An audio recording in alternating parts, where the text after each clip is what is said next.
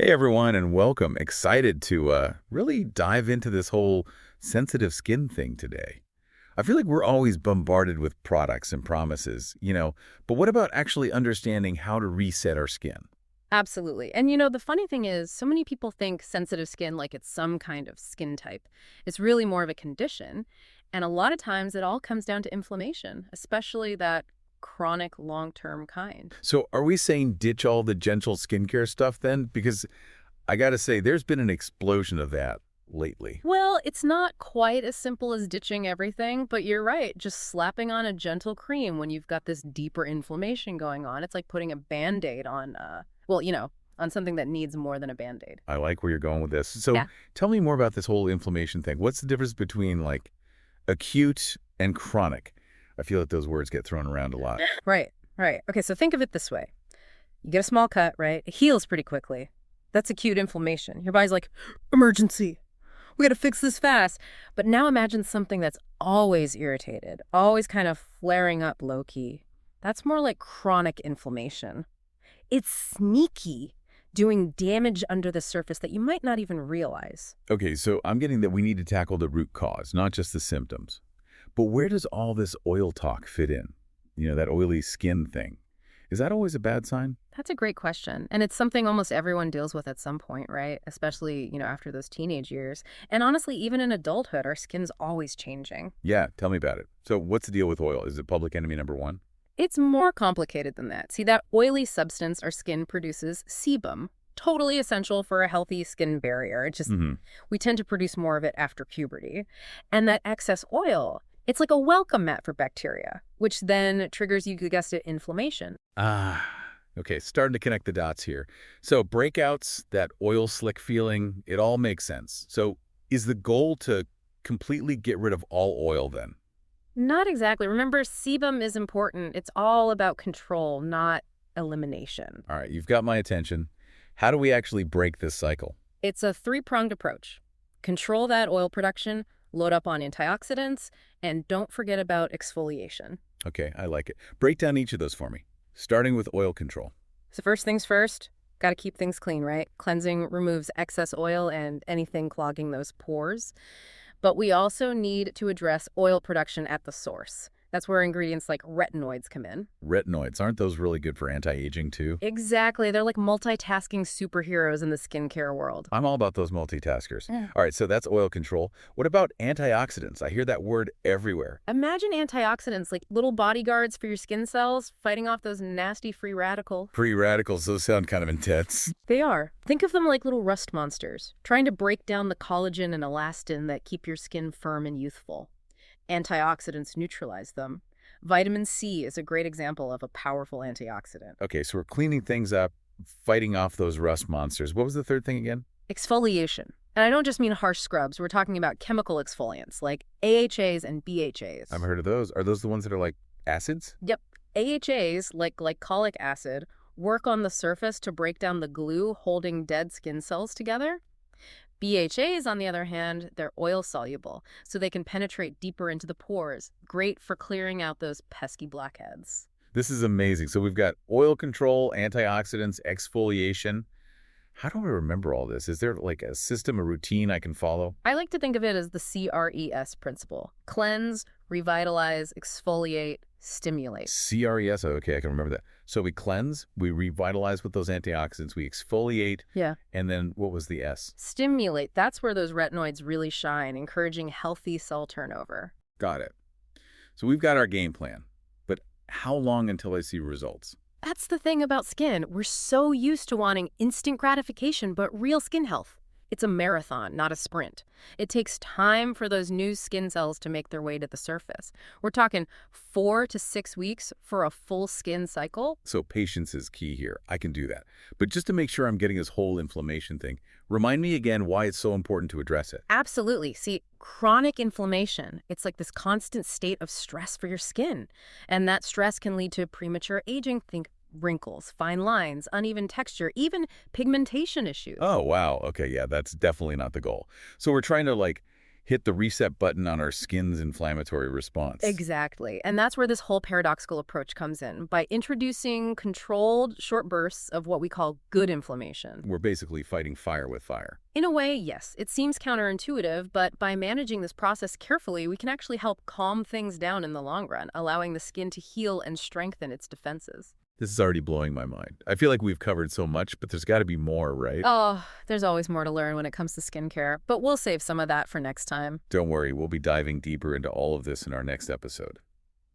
Make sure to tune in for more skin-transforming insights. All right, so we're back. And before the break, we were talking all about retinoids, those skincare superheroes. What else can you tell us about them? They sound pretty amazing so far. They really are fascinating ingredients. And it's funny how we often get so caught up with what we're putting on our skin, but what's happening inside our bodies plays a huge role too. Okay, yes. I'm all about that mind-body connection. Right. So we were talking about how retinoids can help reduce that excess oil production, right? Well, they actually work on this deeper level, influencing the activity of our genes. Whoa, hold on. Genes? Like, are we talking about actually changing our DNA here? Not changing, more like optimizing. Think of retinoids like messengers going straight to your skin cells with these instructions. Hey, pump up that collagen production. Let's get some more elastin going. Time to act young again. So they're like giving our skin cells a pep talk and a productivity boost all at the same time. Exactly. And remember those free radical fighters we talked about, the antioxidants? They actually help protect our skin's DNA from damage, too. It's double duty. See, this is why I love learning about this stuff. There's always something new to discover. Speaking of discovering, let's decode the different types of retinoids because I know it can get confusing. We've got retinol, retinoic acid. Where do you even begin, right? It's a lot. It's like walking into that skincare aisle and just feeling completely overwhelmed by all the options. I hear you. Okay, so let's break it down. Retinoic acid, that's the most potent form, but you need a prescription for that one.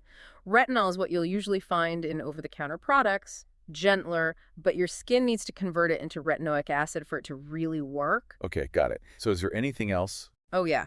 Retinaldehyde, or retinol for short, that one falls somewhere in between.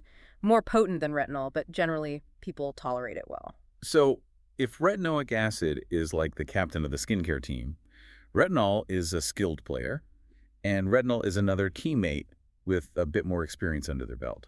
I like that analogy. It really depends on your skin and what you're trying to achieve. It's always a good idea to start slow, though. See how your skin responds. Patience and consistency. Got it. Now, what about those other players on the skincare team, those antioxidants? You mentioned vitamin C. Is that like the ultimate free radical fighter? Vitamin C is fantastic, especially the pure form L-ascorbic acid. Hmm? But there are others, vitamin E, ferulic acid, green tea extract. There's a whole team of antioxidants ready to defend your skin. It's like assembling a skincare dream team. Exactly. And just like with any successful team, diversity is key. Combining different antioxidants can actually enhance their effectiveness, working together to really protect your skin from environmental damage. This is so cool. So it's not just about finding one magic ingredient, but creating the right combination for your skin. You got it. And don't forget about timing. Antioxidants. Best applied in the morning. That's when your skin is most exposed to those free radicals from UV rays. So it's like sending your skin out into the world with a protective shield every morning.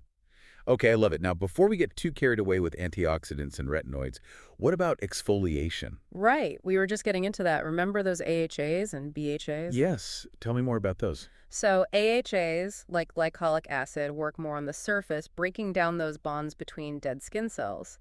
But if you have sensitive skin, lactic acid might be a gentler option. Got it. So glycolic acid is our friend who dives headfirst into new experiences. Hmm. And lactic acid is more go with the flow, taking a gentler approach. I love that. And then we've got BHAs like salicylic acid, oil soluble, which means they can really get in there, clear out those pores, great for breakouts. So BHAs are the deep cleaners of the exfoliation world.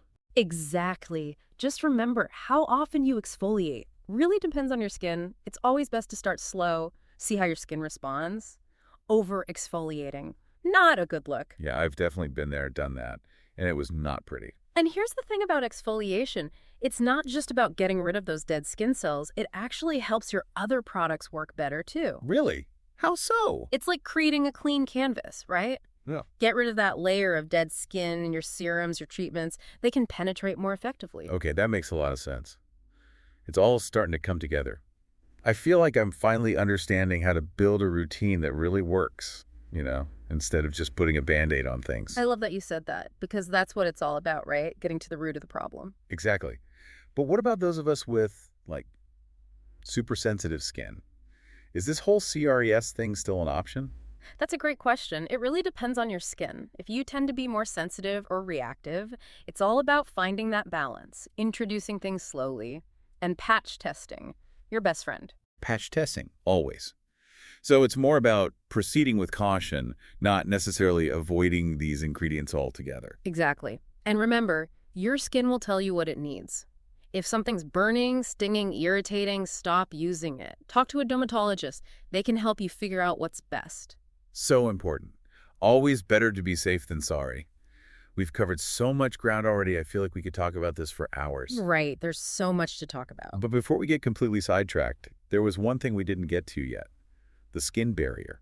That's a term I hear a lot, but what exactly is it and why is it so important? Oh, the skin barrier is essential. It's like your skin's personal bodyguard.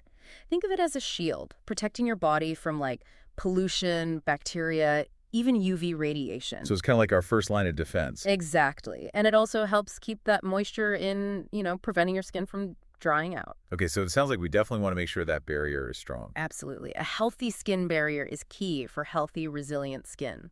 All right, I'm sold. How do we keep it in tip-top shape? Well, for starters, we want to avoid anything that's going to weaken it, right? So over-exfoliating, harsh cleansers, not moisturizing enough, those can all disrupt the skin barrier, leave it vulnerable. So gentle and respectful is the name of the game. Exactly. But then there are things we can do to actively strengthen and support it. Okay, tell me everything. So we're talking about strengthening our skin barrier. It's like we're giving our skin's own personal bodyguard the tools it needs, right? That really protect us from the outside world. I love that analogy. And one of the most important things you can do is replenish those essential lipids that actually make up the skin barrier. Lipids, huh? Okay, so we're talking about healthy fats here, the kind we find in like avocados and nuts. Exactly. Our skin needs those healthy fats to stay strong, supple. Ceramides, cholesterol, fatty acids, those are all key components of a healthy barrier. Okay, so should I be like slathering avocado on my face now? Just kidding, mostly. But seriously, how do we make sure our skin's getting those lipids? Well, a healthy diet is always a good foundation. But when it comes to skincare, we're talking about topical application. So look for moisturizers with ceramides, hyaluronic acid, that one's like a moisture magnet, drawing water to the skin, and even ingredients like niacinamide that can help boost barrier function. Got it. So it's a team effort. We're talking gentle cleansing, targeted exfoliation, that antioxidant protection, optimizing those retinoids, and now lipid replenishment. This is a lot. It's like we're creating the symphony of skincare. Each element playing a crucial role. I love that, a skincare symphony. But it can get overwhelming with so many products, ingredients. How do we cut through the noise? You're right, the skincare industry can be a bit of a maze, but that's where understanding the science is so powerful. Once you know how these ingredients work, on that deeper level, it's easier to navigate all the hype and make informed choices. Knowledge is power. It's Yeah. about empowering ourselves to be like discerning skincare consumers, not just buying into every trend. Exactly. Don't be afraid to ask questions. Do your research. Just because something's expensive or trendy doesn't automatically mean it's the best fit for you. It's about results, not just hype. Speaking of things that deliver, let's revisit that CRES principle one last time. Cleanse, revitalize, exfoliate, stimulate. No matter where you are on your skincare journey, those 4 pillars are so essential for achieving that healthy, radiant skin. This has been amazing. I feel like I've learned so much, and I'm excited to put it all into practice. It's been a pleasure talking all things skin with you. And to our listeners, thank you for joining us on this deep dive into the fascinating world of skincare science. Remember, true skin health, it's a journey, not a destination. So be kind to your skin, be patient, and never stop learning.